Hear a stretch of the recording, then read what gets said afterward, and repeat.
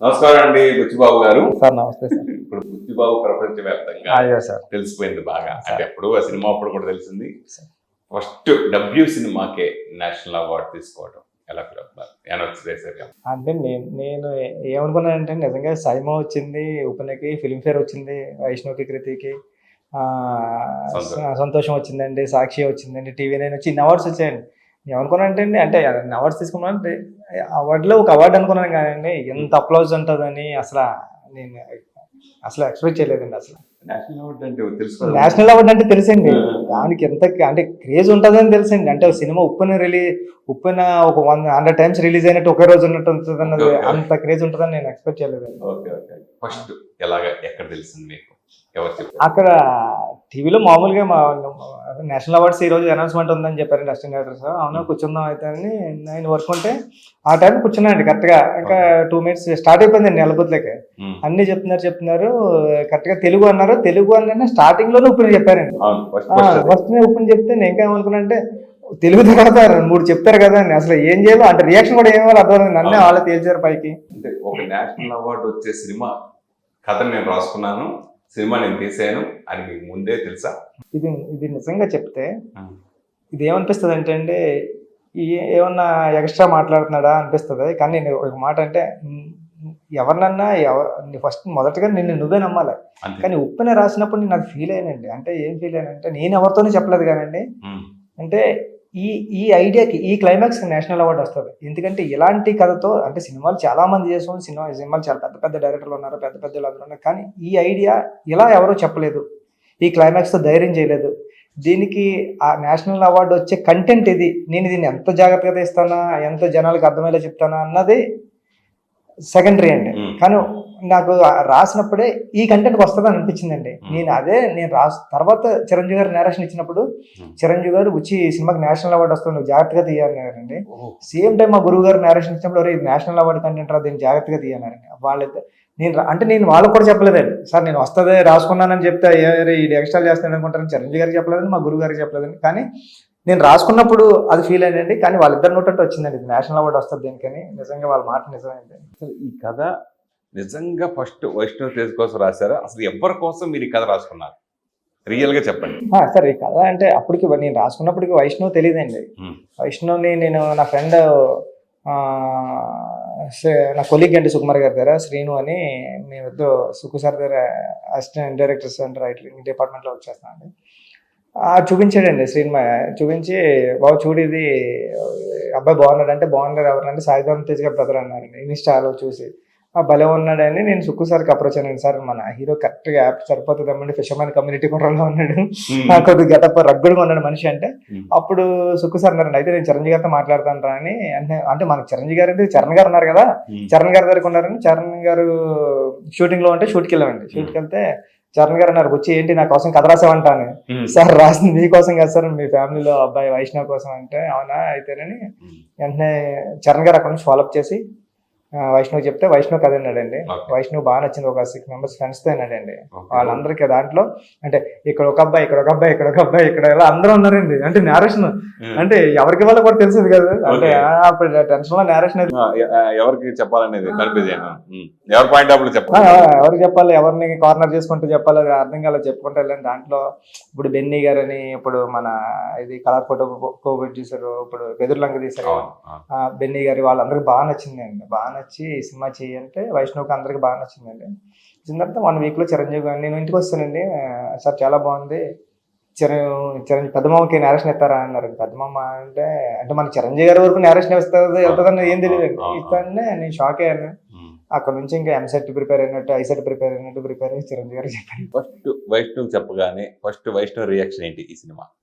Vaishnav భయపడ్డాడండి. Sir బాగుంది చాలా కథల్లోనే అంటే కొత్తగా ఉంది, కానీ ఫస్ట్ ఫిల్మే కదండి, అంటే సెకండ్ ఫిల్మ్ థర్డ్ ఫిల్మే చేస్తారంటే కొద్దిగా ఏదో రిస్క్ అన్న పర్లేదు, కానీ ఫస్ట్ ఫిల్మే కెరీర్ రిస్క్ కదండి. వైష్ణవ్కి రిస్కే, నాకు రిస్కే. చాలా బాగా నచ్చిందండి. తర్వాత వైష్ణవ్లోనూ కొద్దిగా భయాన్ని చిరంజీవి గారు తీశారు. Okay okay.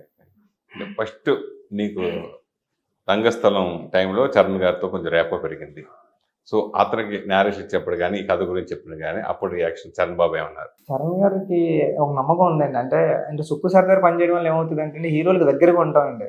అంటే ఆయన అరే మీరు హీరోలతో మాట్లాడకూడదు అలాంటి ఏం పట్టిందండి, ఆయనే పరిచయం చేస్తారని మనం ఒక డైలాగ్ రాసామనుకోండి, ఆ హీరో చెప్తాడండి ఈ డైలాగ్ ఎవరు రాశారు తెలుసా డార్లింగ్, ఈ రాశాడు సెట్లో. దానివల్ల ఇంకా ఈజీ అయిపోయి క్లోజ్ అయిపోయి చరణ్ సార్ చెప్పాను ఇలాంటి ఇష్టమైన కమ్యూనిటీ బ్యాక్డ్రాప్ లో ఒక హీరో ఉంటాడు, ఇలా ఉంటుంది ఇలా ఉంటుంది చెయ్యి బాగుంటది చెయ్యి అన్నారు. కానీ అప్పుడు వాళ్ళ ఫ్యామిలీలో అబ్బాయికే చేస్తానని చరణ్ గారు కూడా తెలియదు.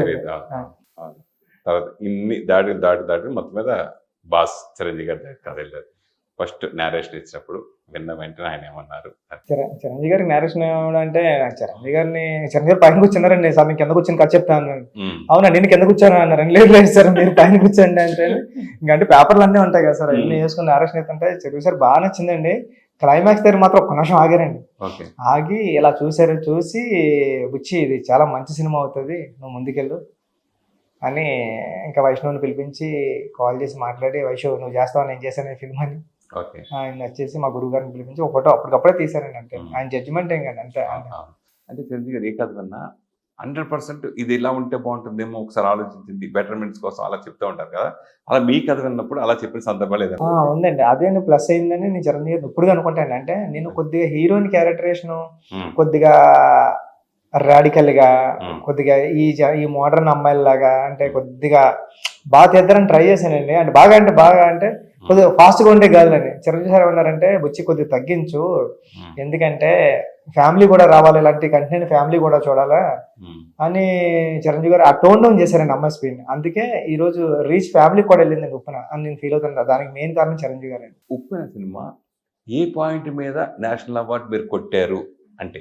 క్లైమాక్స్ అండి, దాంట్లో తిరగలేదండి. ఎందుకంటే క్లైమాక్స్ లో నేను చెప్పాలనుకున్న పాయింట్ ఏంటంటే అండి, అప్పటికే అది పరువు హత్యలు ఆస్తి తగాదాల్లో జరిగాయి, క్యాష్ లో జరిగాయి, డబ్బుల్లో జరిగాయి, రకరకాల ఇన్సిడెంట్లో జరిగాయి తప్పండి. అంటే ఒక అబ్బాయికి మగతనం తీసేస్తే కూడా ప్రేమ ఉంటుంది ఇంకా అని చెప్పే పాయింట్ అది ఏదైతే ఉందో లాస్ట్ పాయింట్ అండి. రాయి పాడైపోయినంత మాత్రం దేవుడు పాడైపోతాడు ఏంటి అది, ప్రేమకి దైవత్వానికి అంగవైకల్యం ఉండవు అని చెప్పి ఆ పాయింటే నచ్చి ఉంటుందండి వాళ్ళకి. మగవాళ్ళందరూ ఈ సినిమా రిలీజ్ అయినప్పుడు ఫస్ట్ 2-3 రోజులు మీకు వ్యతిరేకంగా శత్రుత్వం అయ్యారు తెలుసా మీకు ఆ విషయం? తెలియదండి అసలు. మగతనం తీసేయడం ఏంటి అనే పాయింట్ అప్పుడు బాగా కాంట్రవర్సీ అయింది. ఆ టైంలో ఆ టైం డిస్కషన్ జరిగింది. ఏంటో తర్వాత అలా జనాలు అదే ఆ పాయింటే బాగా నచ్చి అది దానికి చాలా ధైర్యం కావాలి. అప్పుడు మీరు ఫేస్ చేసిన ఇది ఇబ్బందులు ఇట్లా ఎవరు మిమ్మల్ని టచ్ చేసి అంటే డైరెక్ట్ గా వాళ్ళకే నచ్చి ఉంటది కదండి. అంటే అమ్మాయిల పాయింట్ ఆఫ్ వ్యూలో రాశాను నేను. ఒక అమ్మాయి ప్రేమిస్తే ఏ రేంజ్కి వెళ్ళి లవ్ చేస్తుంది ఒక అబ్బాయిని.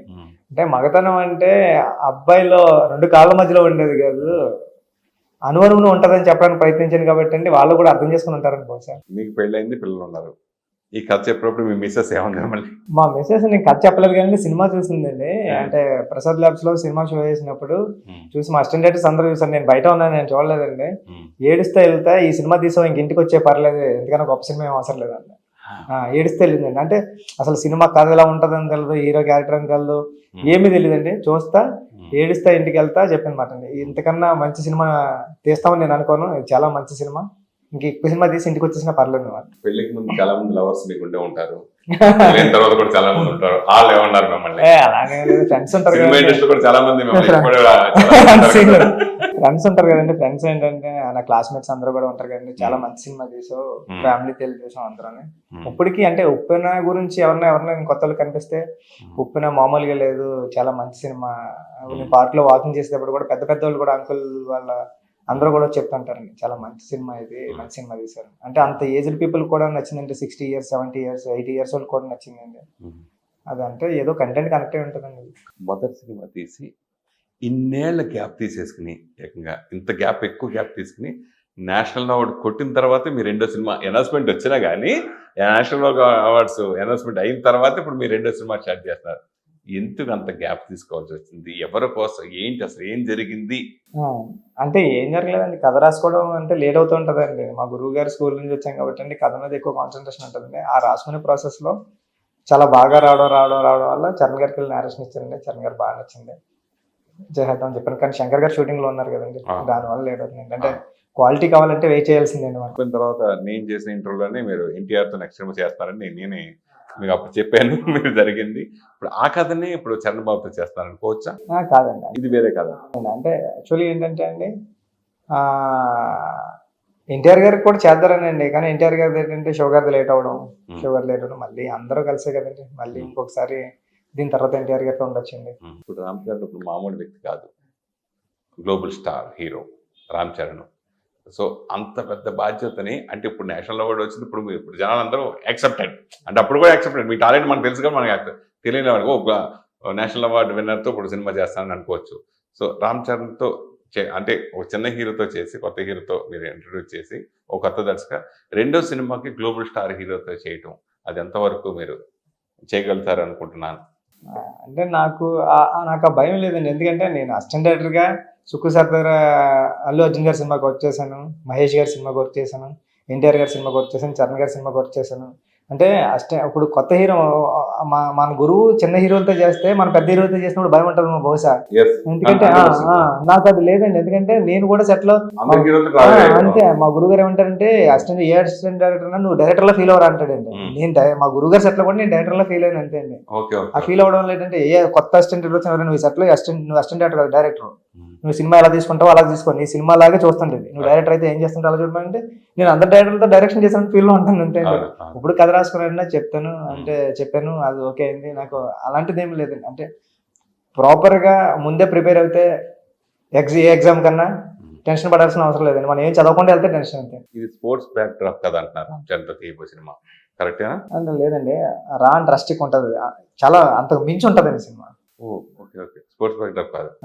చూడండి చాలా అన్ని తెలుస్తాయి. దీనికి పైగా ఏఆర్ రెహమాన్ సంగీతంలో డైరెక్ట్ చేయడం అనేది చాలా మందికి అసలు ఒక రేర్గా ఒక గిఫ్ట్. అది కూడా ఒక పక్క గ్లోబల్ స్టార్తో రామ్ చరణ్ చేయటం, దీనికి ఏఆర్ రెహమాన్ మ్యూజిక్ చేయటం, ఆయనతో మీకున్న అనుబంధం గురించి ఆయన మీ సినిమాలో చేయడం ఎట్లా ఫీల్? అంటే నిజంగా చెప్పాలంటే రెహమాన్ గారి సాంగ్స్ ఏంటో, అంటే దేవి గారు నాకు ఫస్ట్ సినిమాకి చాలా సూపర్ సాంగ్స్ ఇచ్చారండి.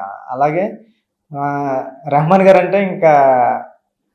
అంటే కూడా అందరికీ ఇష్టమండి. అంటే ఆ సాంగ్స్ కానీ ఆ సిచ్యువేషన్స్ కానీ అన్నీ కూడా, అంటే నాకు ఇంత ఫాస్ట్గా రెహమాన్ గారితో వర్క్ చేసే అవకాశం వస్తుందని నేను కూడా గెస్ చేయలేదండి. అంటే నేను రాసుకునేప్పుడే రాసుకునే అనమాట అండి, రెహమాన్ గారు ఉంటే బాగుంటుందేమో ఈ సినిమాకి అనుకుంటే అందరూ కూడా ప్రొడక్షన్ హౌస్, హీరో గారు అందరూ కూడా సపోర్ట్ చేసి రెహమాన్ గారిని అప్రోచ్ చేయండి. మీకు బాగా నచ్చింది స్టోరీ, ఈ మధ్యన చాలా కథలు విన్నాను, ఇంత మంచి కథ వినలేదు, ఈ సినిమా నేను డ్యామ్ షూట్ చేస్తున్నాను అన్నాడండి. ఆయన నువ్వు ఎప్పుడు కలితే అప్పుడు మనం వర్క్ చేద్దాం. ఇప్పుడు ఇద్దరు Ram Charan pan India hero, Rahman pan India music director, ఇంకెవరు ఇలా కాంబినేషన్స్ ఇంక మిగతా ఎవరు? అన్ని త్వరలోనే అండి, ఒక 2-3 days లో కానండి. హీరోయిన్ ఎవరు అనుకుంటున్నారు? హీరోయిన్ కూడా ఇంకా చూస్తున్నారండి. అంటే మెయిన్ హైలైట్ విషయాలు ఏంటి అసలు సంబంధించి? అవన్నీ ఇంకా త్వరలో ప్రొడక్షన్ చెప్తుంది. ఎప్పుడు స్టార్ట్ చేస్తారు ఈ cinema? December January next year. అవును సార్. మళ్ళీ ఇది కూడా నేషనల్ అవార్డ్ సినిమా. మీరు అన్నారు కదా, మనసు మనం కోరుకోలేండి, వచ్చేస్తుంది అంతే అని కోరుకుంటే. అంటే ఏ type of audience point of కదా, ఏ జోనర్ కథ ఎంచుకుంటారు? ఇది ఏ జోనర్ అని చెప్పలేమండి అందరికి. నేను ఏ కథ రాసినా నేను ఒక జోనర్ అని నేను టార్గెట్ ఆడియన్స్ ఫిక్స్ అవునండి ఎప్పుడు. ఈ టార్గెట్ ఆడియన్స్ ఈ యూత్కి చెప్పాలా, ఫ్యామిలీకి చెప్పాలా, లేకపోతే మాస్కి చెప్పాలా, అలా నాకు ఉండదండి. టార్గెట్ ఆడియన్స్ ఉంటారు, టోటల్ ఆడియన్స్ ఉంటారు అన్నదండి. ఏ కథ చేసినా టోటల్ ఆడియన్స్ చెప్పాలా, అప్పుడే మనకు రీచ్ ఎక్కువ ఉంటుంది అని నేను నమ్ముతానండి. మైత్రి మూవీస్, ఇంకా కిలార్ సతీష్ గారు, వృద్ధి సినిమాస్, సుకుమార్ రైటింగ్స్, మొత్తం ముగ్గురు. సో ఎట్లా వాళ్ళందరూ ఫ్రెండ్సే కదండి, ఫ్రెండ్స్. దాంట్లో నేను వాళ్ళకి తెలిసినోడిని, అది నేను అంత క్లోజ్ కాబట్టి అన్ని క్లియర్. పక్కనే మీ గురువు గారికి సినిమాకి అవార్డు వచ్చింది, ఆయన హీరో ఫస్ట్ టైం కాబట్టి ఇంత Allu Arjun first time, plus ఒక పక్కన మీరు శిష్యుడు, మీరు కూడా ఫస్ట్ సినిమాతో ఆయన సుకుమార్ గారు ఏమన్నారు? మా గురువు గారు ఎవరు అంటే, నేను అంతా నైట్ అంతా 2:30 వరకు 3 వరకు కలిసి ఉన్నామండి అల్లు అర్జున్ గారి ఇంట్లో. కలిసి అంటే నేను మామూలుగా సైలెంట్గా ఉంటున్న మాట మాట్లాడుతుంటే, ఎవరు నువ్వు ఏం సాధించావు నీకు తెలుస్తుందా అన్నారండి. అవునా సార్ అంటే ఒక మామూలుగా అలా ఉంటా కదా ఎప్పుడన్నా అడిగానండి ఆయన, సార్ ఎవరు నువ్వు ఏం సాధించావు నీకు తెలుస్తుందంటే, సార్ అంటే నాకు ఏమనిపిస్తుంది అంటే, ఒక వస్తువు అప్పుడు ఎంజాయ్ చేయడం కన్నా జ్ఞాపకంగా మారిన తర్వాత ఎక్కువ దాన్ని గుర్తులు ఎక్కువ ఉంటాయేమో అండి. మీరు అసలు అంత పెద్ద సక్సెస్ వచ్చిన తర్వాత మీకు ఆ సినిమా ముందు ఎలాగ మన పరిచయం అలాగే ఉన్నారు, సినిమా తర్వాత అంత బ్లాక్ పెట్టుకుని అలా ఉన్నారు, ఇప్పుడు కూడా మీరు అవార్డు నేషనల్ అవార్డు వచ్చిన తర్వాత కూడా అట్లా ఉన్నారు. అది ఎలా మీకు సాధ్యమైంది అంత సింప్లిసిటీగా? సార్ అంటే సార్ అంటే అంటే మనకి లేనిది ఏదన్నా మనం తగిలించుకుంటే అది మనకి అంటే ఒక 2 కేజీలు పెరిగితేనే బరువు అనిపిస్తుందండి ఉమ్, మనిషికి. ఉమ్, అలాంటి లేని కీర్తి అంతా తగిలించుకుని అవి మనది కాదు, అది శాశ్వతం కాదు, అవేమి ఉండవు, అవన్నీ వెళ్ళిపోతూ ఉంటాయి. దాన్ని పట్టుకుని మన బ్యాగేజ్ వేసుకుని లగేజ్ వేసుకుని వెళ్ళడం అవసరం లేదు అనిపిస్తుంది. మన సింపుల్ గా మనం బతుకుదాం. ఈ అవార్డు డెడికేషన్ చేయాలని ఎవరు చేస్తాను. అంటే మా మదర్ ఫాదర్, మా గురువు గారు సుకుమార్ గారు, చిరంజీవి గారు, చాలా మంది ఉన్నారండి. అవార్డు అంటే నన్ను డైరెక్టర్ చేసిన ప్రతి ఒక్కరికి. చిరంజీవి గారు ఏమన్నారు అవార్డు వచ్చింది నేను ఫోన్ చేశాను. చిరంజీవి నేను ఫోన్ చేశానండి. ఫోన్ చేసి వచ్చి నేను చెప్పాను గుర్తుందా అన్నారండి. సార్ ఆ రోజు నీకు నేషనల్ అవార్డు వస్తుందని వచ్చింది, ఉమ్, కంగ్రాట్స్ అని చాలా హ్యాపీ ఫీల్ అయ్యారండి. అంటే నేను నన్ను మాట్లాడేస్తలేదండి, నేనే ఏదో చిరంజీవి అన్నప్పుడు చిరంజీవి మాట్లాడుకుంటే ఏదో మాట్లాడేస్తుంటా, అసలు నన్ను మాట్లాడకుండా ఆయన మాట్లాడుతూ ఉన్నప్పుడు చాలా హ్యాపీ అనిపించింది. పైన మీకు వచ్చిన సెలబ్రిటీ దగ్గర మీకు వచ్చిన ఫీడ్బ్యాక్. అందరూ కాల్ చేస్తున్నారండి, ఫోన్ అస్సలు అంటే నాకు అనిపించింది సినిమా రిలీజ్ అయితే ఎలా ఉందో అలాగే ఉందండి ఈ రోజు. మరిన్ని సక్సెస్ కొట్టాలి, Thank you, block buster sir. ఇవ్వాలి, మరి ఎన్నో నేషనల్ అవార్డు మీరు అందుకోవాలి మనస్ఫూర్తిగా. Thank you, sir. Thank you so Thank you so much. much. Thank you. First interview మీరు Sir. అవార్డు గెలుచుకున్న Thank you, sir. First interview నాకు ఇచ్చినందుకు మరీ thank you so much. Thank you, sir.